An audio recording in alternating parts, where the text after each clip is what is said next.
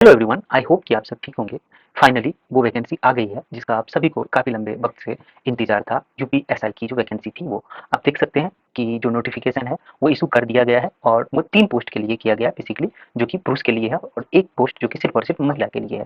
सबसे पहला है उप निरीक्षक नगरीय पुलिस, ये पुरुष और महिला दोनों के लिए है।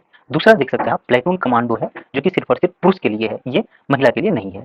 अगेन जो है वैकेंसी गो प्लेटून कमांडो की है, जो कि ये भी सिर्फ और सिर्फ पुरुष के लिए है। लेकिन अगर हम देखें वो जो वैकेंसी है वो सिर्फ महिला बटालियन हेतु है, मतलब सिर्फ और सिर्फ ये महिला के लिए है, ये पुरुष के लिए नहीं है। तो ये पुरुष के लिए नहीं है। अगर पुरुष के लिए देखा जाए तो क, ख और ग ये 3 वैकेंसी पुरुष के लिए है। अगर हम नंबर ऑफ वैकेंसी की बात करते हैं तो आगे देख सकते हैं जो क वैकेंसी है, मतलब जो कि मेनली सिविल पुलिस होती है, एसआई, यूपी पुलिस, दरोगा की उसकी वैकेंसी है ये, जो कि अनरिजर्व कैटेगरी के लिए 1705 वैकेंसी है, ईडब्ल्यूएस के लिए 422 वैकेंसी है, ओबीसी के लिए 11443 है और एससी के लिए 890 और एसटी के लिए 82 है। इस तरह टोटल 4242 वैकेंसी है जो कि सिविल पुलिस के लिए है। ये सिर्फ वैकेंसी पुरुष और महिला दोनों के लिए है, जो कि टोटल नंबर ऑफ वैकेंसी है वो है 4242 वैकेंसी है।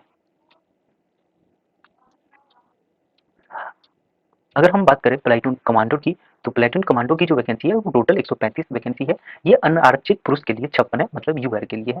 ईडब्ल्यूएस के लिए 13 वैकेंसी है और ओबीसी के लिए ये 36 वैकेंसी है और एससी के लिए 28 वैकेंसी है और एसटी के लिए ये 2 वैकेंसी है। इस तरह हमारे पास 135 वैकेंसी प्लेटून कमांडर की है।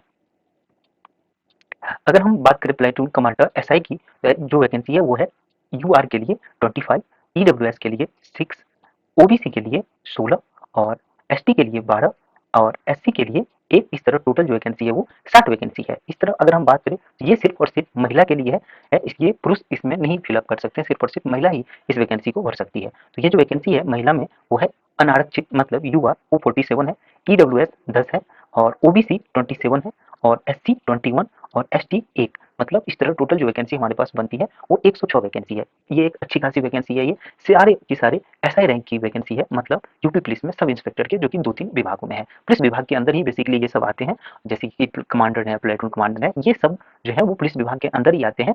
और वो जो टोटल वैकेंसी है वो आपको मैंने अभी दिखा दिया है।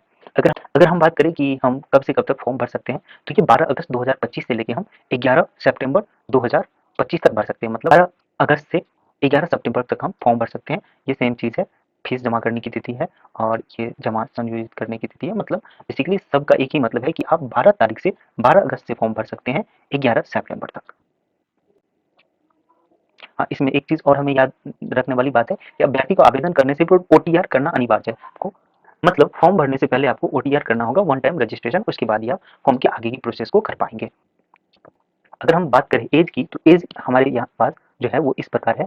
जो सामान्य श्रेणी के उम्मीदवार हैं यूआर के, उसे 3 साल का इस बार एक्सटेंशन दिया गया है। मतलब वो अगर उनका जन्म 2/7/1994 के बाद और 1/7/2004 से पहले हुआ है तो वो इस फॉर्म को भर सकते हैं। और जो OBC S C S T है सभी को यहाँ पे 5 सालों का, हाँ, जो एज रिलैक्सेशन है वो दिया गया है। मतलब कि आप, ये एक ऐसी वैकेंसी है जिसमें आप 31 एज तक इस वैकेंसी को अप्लाई कर सकते हैं।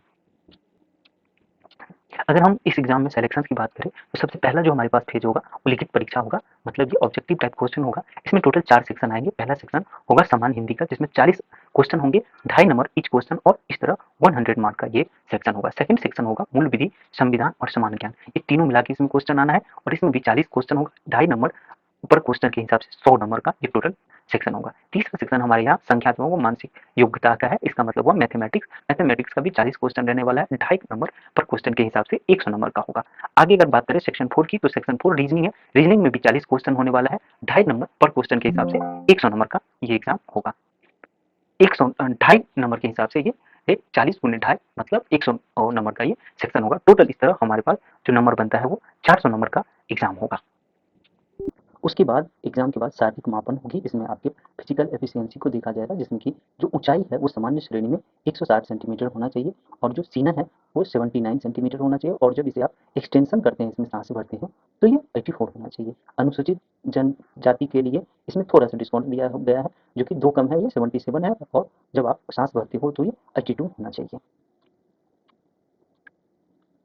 और उसके बाद जो है वो यहाँ पे दक्षता परीक्षा होगी जिसमें कि रनिंग होता है, यहाँ 4.8 किलोमीटर दौड़ना होगा, 28 मिनट में ये दौड़ आपको पूरा करना होगा। वहीं महिला के लिए 2.4 किलोमीटर है, 16 मिनट में उन्हें पूरा करना है। तो बेसिकली मोटी-मोटी जो बात थी वो इस वैकेंसी की यही है कि जो डेट है वो 12 अगस्त से लेके 11 सितंबर तक है।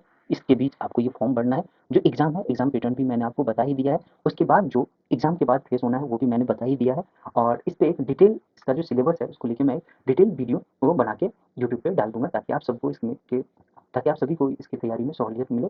और thank you so much to watching this video. मिलते हैं नेक्स्ट वीडियो में। Bye bye, take care and अपना बहुत ज़्यादा ख्याल रखिए। और अगर आप अभी भी तैयारी में नहीं जुटे हैं तो बिल्कुल भी देर न करें और इस एग्ज़ाम की तैयारी में जुट जाएँ, अगर भर्ती आपका सपना है तो। Thank you so much.